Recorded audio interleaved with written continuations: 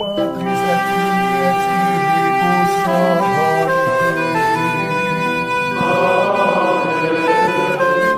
Dominus vobiscum.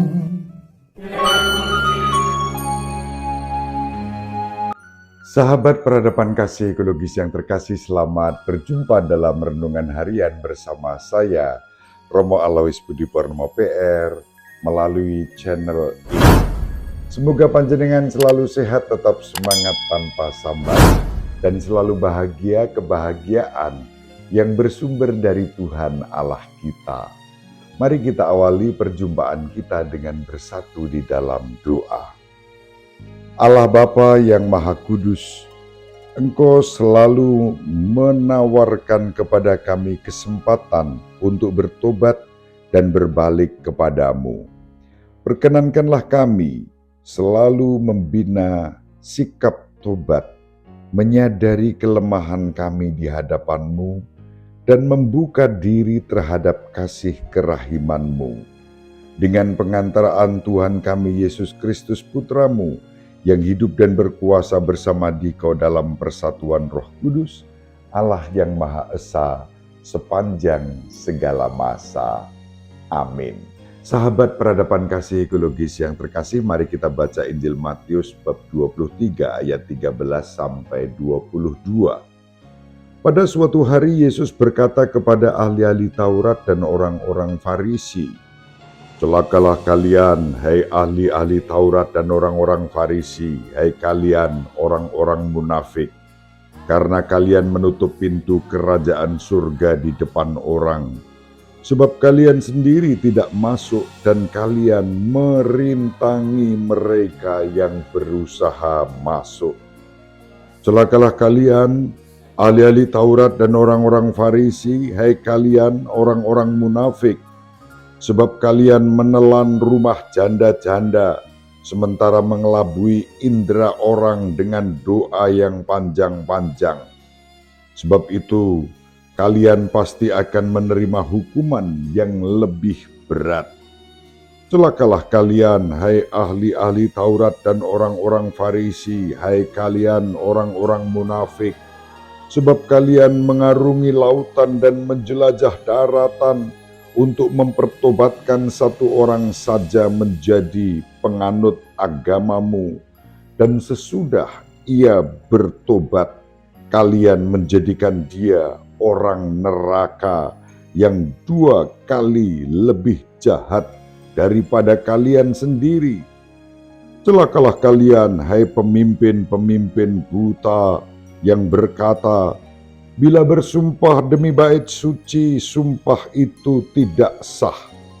Tetapi bersumpah demi emas bait suci, sumpah itu mengikat.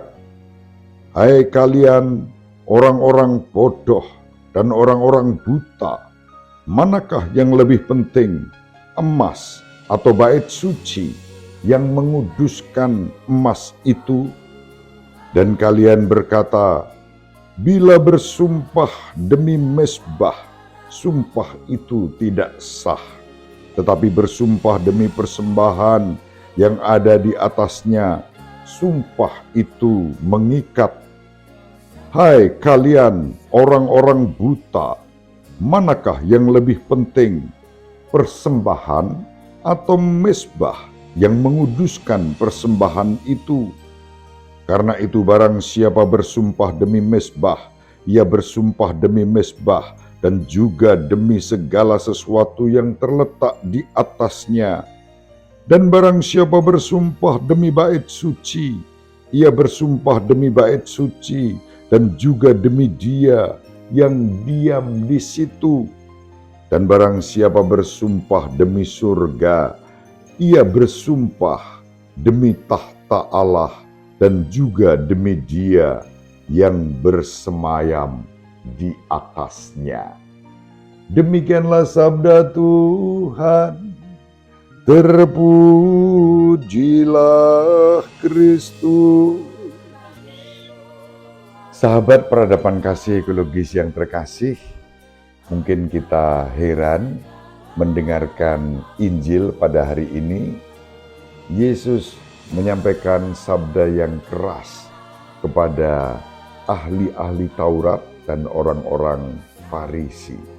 Bahkan kata yang dipakai adalah celakalah kalian, hai orang-orang munafik. Sabda keras yang disampaikan Yesus pertama-tama harus dimengerti bahwa tidak ada rasa benci dalam diri Yesus terhadap ahli-ahli Taurat dan orang-orang Farisi. Yang kedua, Yesus menyampaikan sabda ini memang untuk mengajak mereka sadar bahwa kerajaan Allah yang hadir itu dibuka untuk semua orang dalam kemurahan hati, dalam kerahiman, bahkan dalam arti tertentu fleksibilitas, bukan dalam kekakuan dan sikap legalistik yang kemudian membebani orang. Itulah yang disampaikan Yesus di dalam Injil pada hari ini. Maka tidak perlu merasa miris, ngeri, takut. Wah, bagaimana ini Yesus yang katanya wajah kerahiman Allah, lemah lembut, rendah hati, kok tiba-tiba mengatakan celakalah, celakalah, celakalah, celakalah. 4 kali kata celakalah dipakai di dalam Injil yang kita baca pada hari ini. Tentu sekali lagi Yesus tidak bermaksud mengutuki pribadi-pribadi itu yang juga dikasihi Yesus. Yesus mengasihi mereka, ahli-ahli Taurat dan orang-orang Farisi, tanpa kecuali. Sayangnya perilaku dan cara hidup mereka tidak mau mendengarkan dan menutup diri terhadap kehadiran Yesus. Maka Yesus mengatakan celakalah kepada mereka bukan karena Yesus ditolak oleh mereka, tidak. Yesus tetap menghargai mereka. Kita tahu ada orang-orang Farisi yang baik yang datang kepada Yesus, misalnya Nikodemus. Bahkan kepada Nikodemus, Yesus menyingkapkan rahasia paling agung, kasih Allah yang begitu besar kepada dunia. Maka di balik sabda celaka ini, sekali lagi tidak ada unsur dendam atau benci. Yesus menghendaki juga agar para ahli Taurat dan orang-orang Farisi menjadi tanda dan sarana berkat bagi umat. Bisa jadi sabda Yesus itu juga tertuju kepada kita.